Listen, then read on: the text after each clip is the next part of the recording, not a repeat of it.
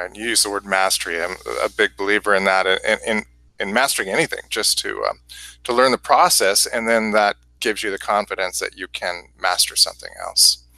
Right, and it doesn't when we speak of mastery, it doesn't have to be like, "Oh, you know, I've become a black belt or I've Sure. achieved this great thing." It really is just mastering a certain behavior. It could be mastering brushing your teeth correctly or, you know, a bedtime routine, or it doesn't Right. have to be this huge impossible task.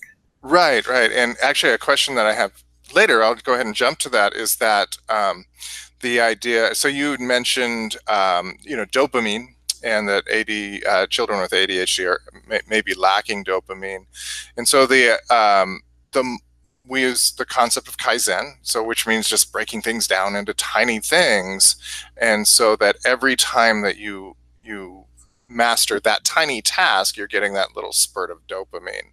Mhm. Can you speak about that?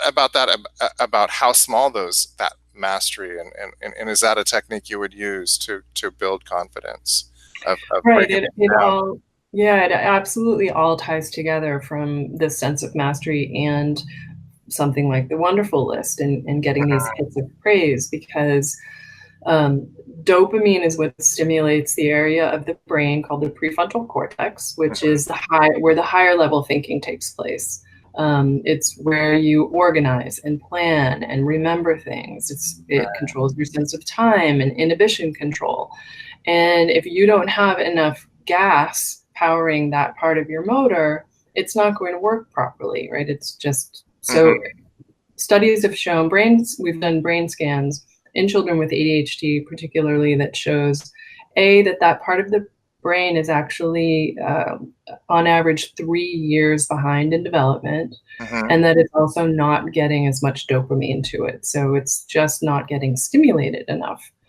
So when you add something like praise, which increases dopamine because dopamine is the pleasure neurotransmitter, if you will. Sure.